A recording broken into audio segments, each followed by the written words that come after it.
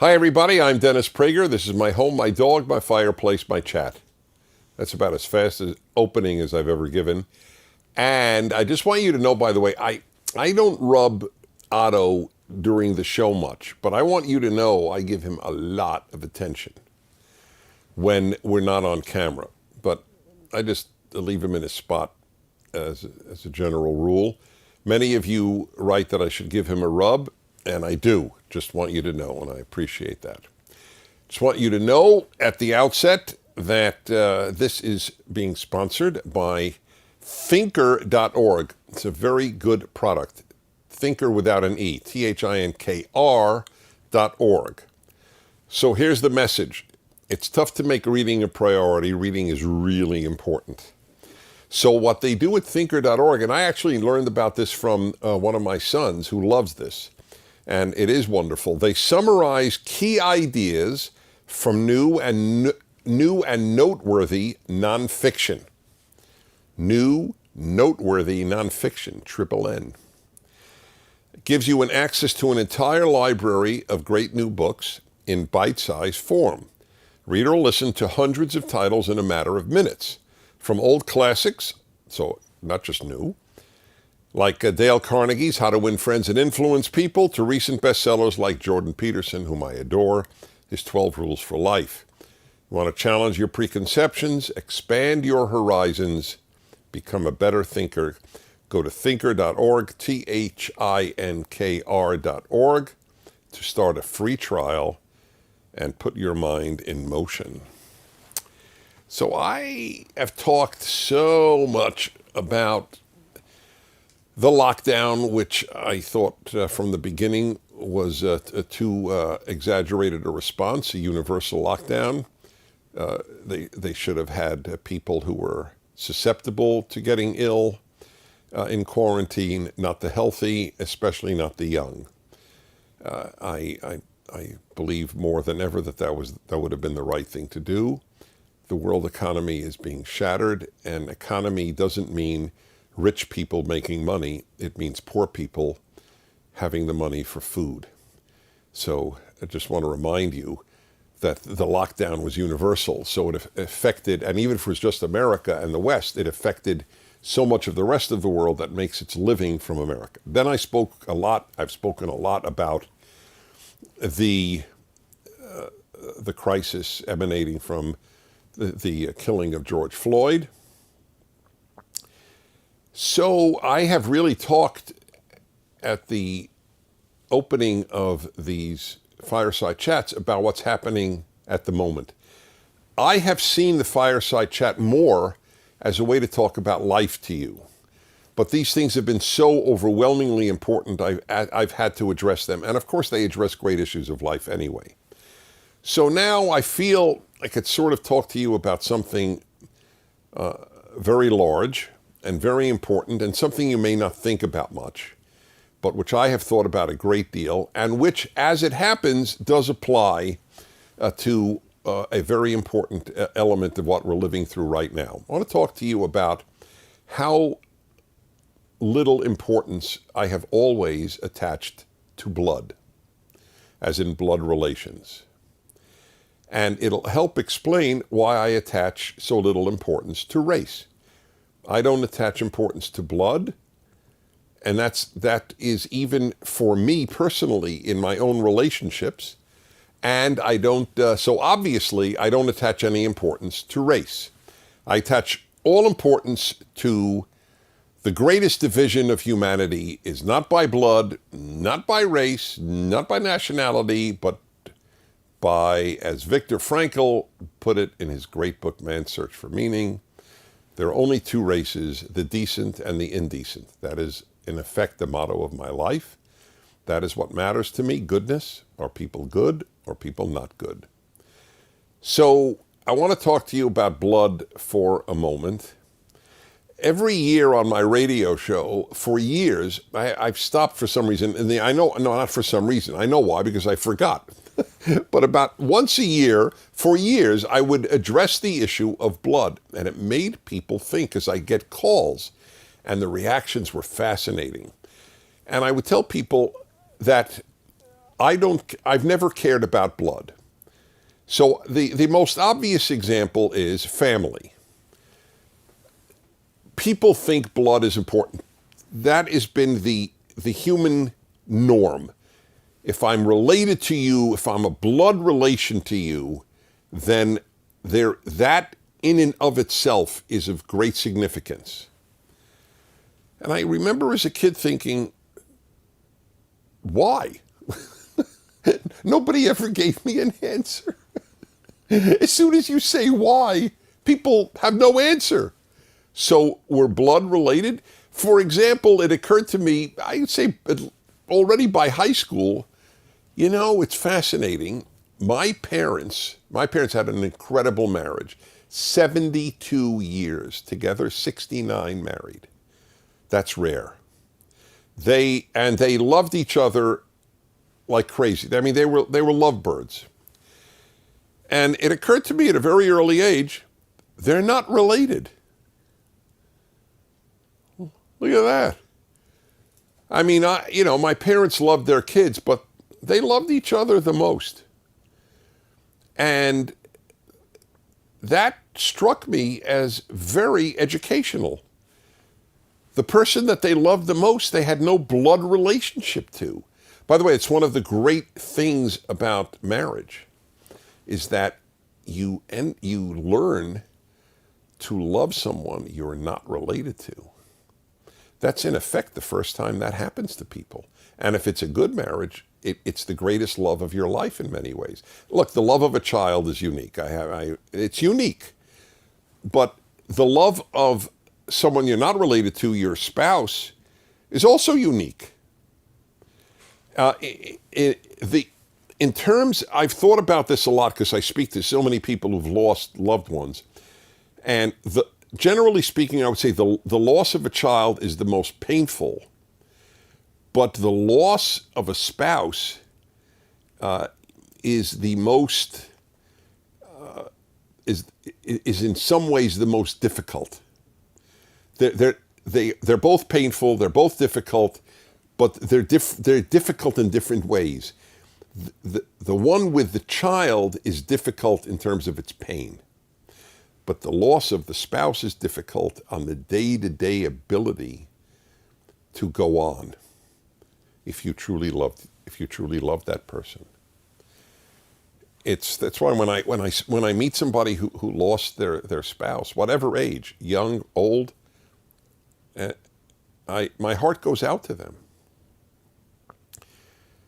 That's why so often when people love each other, they die often, especially if they're older, they die pretty soon after the other spouse dies. I will tell you, I'm not going to keep it a secret. My father was a very happy guy. And when he lost my mother, he was 90. She was 89. And they had, as I said, been together 72 years. And he was never the same. He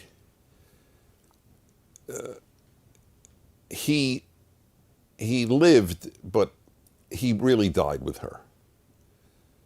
Which is an amazing thing, because if you knew him, he was so vibrant.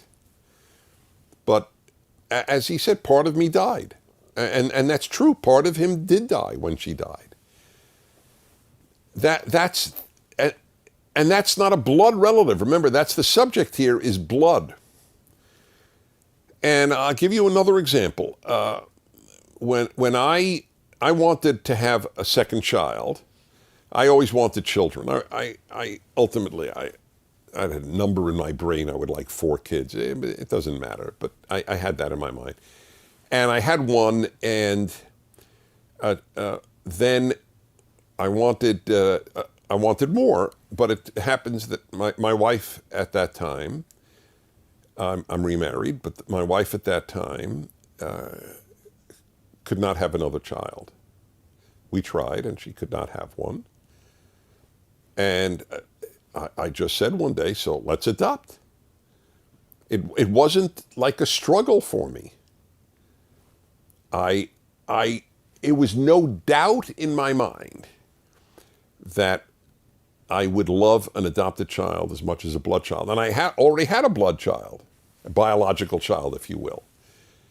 And by the way, it turned out to be exactly true. It is of no consequence to me that one of my sons is not my seed. As I have often said, I love my child, not my seed. There's something bizarre about, it has to be my seed. That's primitive to me. Why does it have to be your seed? Why? Because that guarantees that they'll be like you? You know how many people have biological children who are completely unlike them? And not only that, maybe completely alienated from them, right? I mean, do you know how common that is, unfortunately? Blood guarantees nothing. Anyways, I often put it with regard to being a father. So I met my biological son. When did I meet him? The day he was born. When did I meet my adopted child? The day he was born. So I didn't carry either one. I had no relationship with either one until the day that I saw them. And it has made, I know me really well. I monitor myself. My love is identical. I mean, they're different human beings. You love people in different ways, but has nothing to do with the intensity and has nothing to do with blood. So I'll never forget. So a guy called me once, and I love when people challenge me on the radio because it's good for me and it's good for the listeners to hear a challenge. A guy called me up. This is a dramatic call because I don't remember. I've had tens of thousands of calls in my career as a radio host. I remember very few. How could I remember many? This one, clearly I remember. Guy calls me up. He says, Dennis, I almost always agree with you, but I don't agree with you on this one. And I'll give you my example to show you how important blood is. I said, okay. Said, my parents were Holocaust survivors. The Nazis murdered every one of their family. They had no one. My parents married. Both had lost all of their blood relatives, which is not uncommon. It's incredible. Their child, their only blood relative. Now do you see how that could be important? Sounds logical, right? So I posed the question to him on the air. I said, so let me ask you. So obviously your parents are Jewish, right? So I said, let me ask you a question. What do you think they would prefer? A blood child who completely abandoned his Jewish identity, or an adopted child who maintained Judaism and produced a Jewish family? And then there was silence. I love silence on the radio. It is so dramatic. And he goes, I see your point. And that was it. By the way, you don't need to have Holocaust survivors or Jews to ask that question. Ask people who think blood children are the most important thing. Okay, here's your choice. A blood child who completely rejects your values, which is very common today, or a non-blood child who carries on the values that you believe in. What's more important, values or blood? It's not even a question. Anybody who said blood is more important, I so don't understand it that I wouldn't even argue. I would just say, okay, I give up. But almost nobody would say that. Here's another proof. Otto. How many people truly, and I'm not being facetious here, truly love their dog? Most people who own a dog love their dog. Are you blood related to your dog? The odds are against it. Even in today's topsy-turvy world, nobody claims that their dog is a blood relative. That seems, by the way, to make a big impression on a lot of people because they really do love their dog. Or cat if you want, but use dog as the example. What does blood what does blood mean? Think about it. That's anyway. Even if you have a child that's your blood, it's only half your blood anyway, right? It's the other your partner's half the DNA, half the genes, right? They're not yours anyway. So, do you love half your child, the half that's your blood? It's an absurdity. So, this is really important that people have things backwards. So if blood's not important, I'm going to think skin color is important? You got to be kidding. But people don't think clearly, especially today, because people go to college and they learn how not to think clearly. And I mean that with no exaggeration. If you think clearly after 4 years of college, it is despite college, not because of it. Now that's true of high schools too, by the way. So now you can understand why I dismiss all talk of, we shouldn't be colorblind. I'm blood blind, let alone colorblind.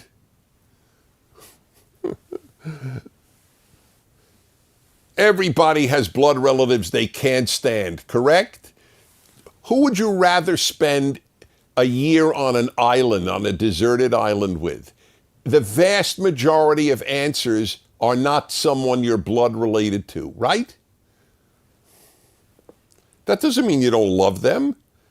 Of course, and by the way, sometimes you love them, but not because they're blood, because they're wonderful.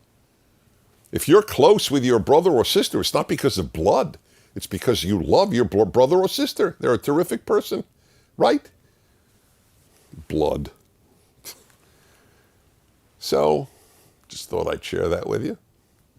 It's a case for adoption, and it's a case for the dismissal of this truly primitive notion that race is important. Okie dokie. This is the 140th Fireside Chat. That's a lot. I didn't know if we would do more than 2 in the beginning, remember? We'll give it a try. By the way, you should share this stuff with people. It's really important. You want to make a positive impact on people, share this. Say you watch this for X number of minutes, and then I'll watch what you want 3 times more of what you want me to watch. Okay, here we go. Hey, what's up? I'm Eli. I'm in Prager Force. I'm 18 years old, and I live in Priest River, Idaho. Anyways, I have a question. Have these protests happened before, and has a culture been so tribalistic as it is now in our culture? Anyways, thought it'd be interesting to hear your thoughts on that question. Thanks. Love ya. That's sweet, love you. I love when guys say to me, I love you. It's powerful. Okay, Eli, thank you. So, have we had demonstrations like this before? With this level of violence, I don't know. I would have to check that out. The second part is the tribalistic.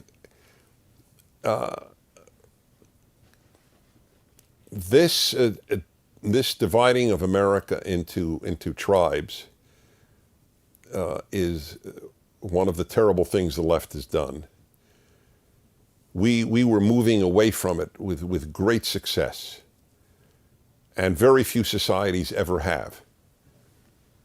By the way, that is one of the reasons the nation is an important thing. People think nationalism always means something bad.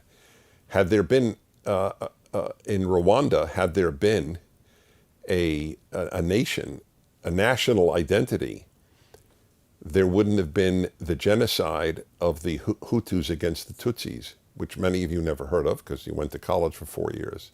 You should have heard about it. It is the most recent genocide, except for the, I guess, ISIS and the Yazidis. And the reason, that was tribal. That was purely tribal. Vast numbers of people killed in a very short period of time, without gas chambers, without guns, just with machetes. You should read about it, the Rwandan genocide. Had there been a national identity which was higher than the tribal, then it would have been a very it would not have happened. That's what America's motto. Remember, one of America's three mottos: "In God we trust, liberty, and e pluribus unum." From many, one. So, in other words, from many nationalities, ethnicities, and races, one people, American. That's the American ideal. The left does not believe in that. From many, one sounds to them as some sort of white hegemony or whatever they call it. But in fact, it's a beautiful thing. Whatever your background, you're an American. You certainly have. You have traditions from your background. Keep them. That's fine. I went to Jewish school till I was 18. Half the day was in Hebrew, but we put on George Washington plays. We knew we were American. It was celebrated. That's so. As American national identity and patriotism are dying, tribalism, blood tribalism, race tribalism, ethnic tribalism is taking over. Don't think of yourself as American. Think of yourself as whatever it is, hyphenated American. So this is, we're going backwards, actually. The left calls itself progressive. That is one of the many untruths that dominate left-wing life. Unfortunately. Okay, let's see now. Chloe, 16, Charlestown, Rhode Island. What is your opinion on unions and not being able to fire the bad apples? Because currently you can't fire bad cops or bad teachers. Do you think that in the future bad cops or bad teachers could be fired? Give Otto a rub for me. He is just too cute.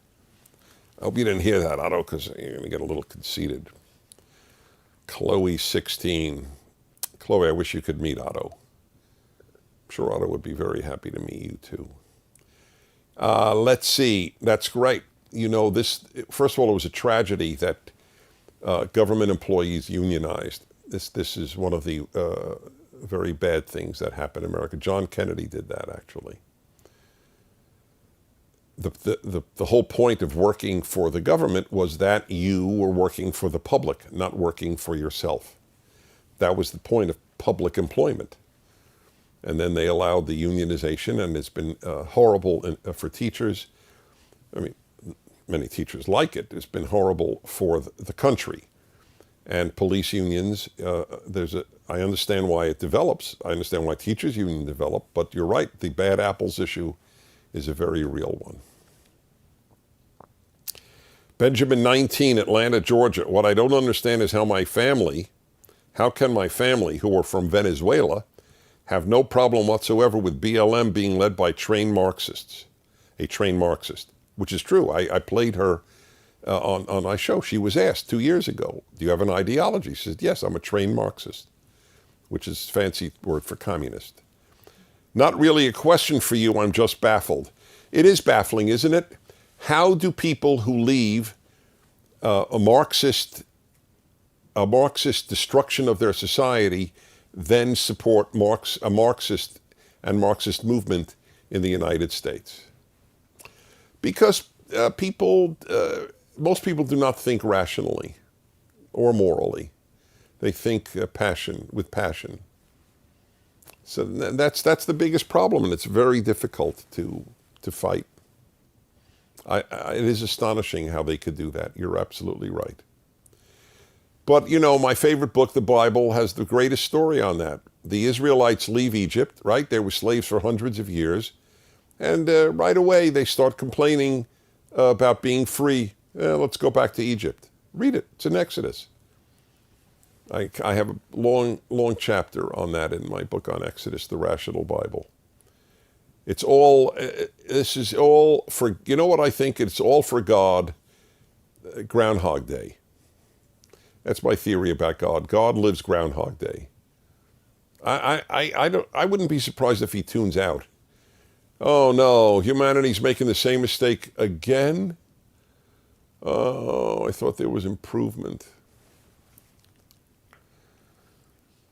Nicole, 22, New York, New York. Dear Mr. Prager, a lot of students across America have started Instagram accounts titled @black at, then fill in the name of the institution. These are not only colleges and universities, but also private prep schools in New York and New England. Although these Instagrams are filled with stories of racism, none of them are verified, and some accounts seem to be more a platform for white students to air their dirty laundry by accusing classmates, teachers, and deans of serious acts of racism on a public platform.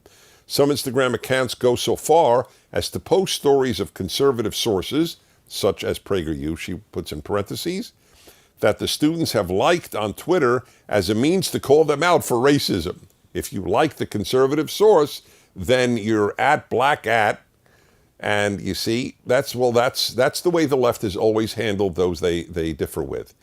They call them names. They do not debate. They do not argue. They can't debate because what they believe is not based on truth. I wish they would debate. I would like any of the authors of these white supremacy books, white fragility books, any of them to debate Larry Elder, as an example. They would never do it. Maybe PragerU will offer such a large sum of money they can't refuse, but I think they would still refuse. They don't debate. So there's another terrible thing about this. This is the first time in American life where there is mass snitching. It dwarfs what we call McCarthyism. It wouldn't, where people would label somebody a communist. It was comparatively rare compared to today. Racist.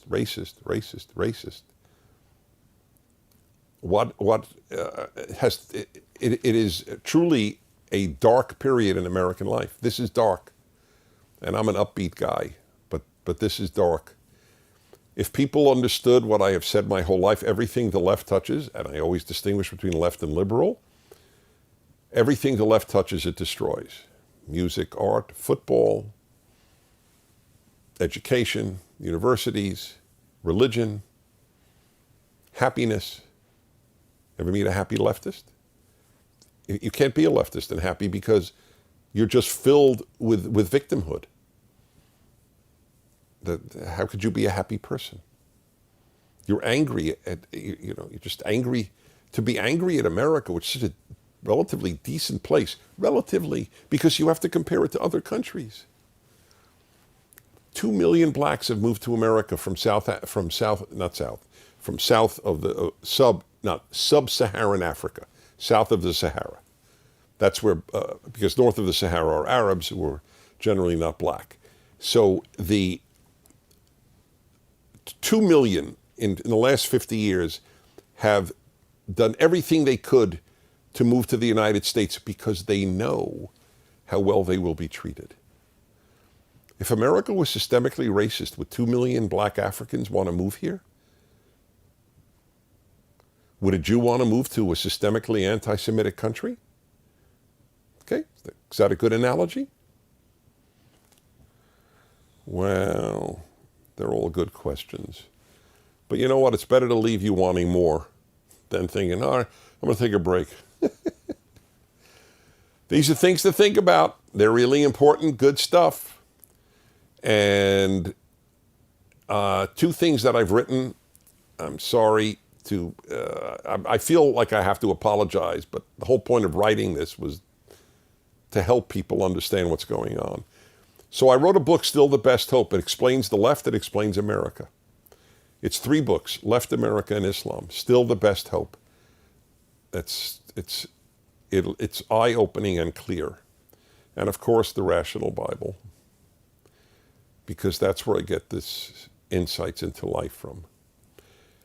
So on behalf of Otto, I hereby announce the end of Fireside Chat number 140, reminding you, if blood doesn't mean anything, race certainly doesn't. I'm Dennis Prager. See you next week. Thank you for watching. If you'd like to keep these Fireside Chats free, please do by donating to PragerU.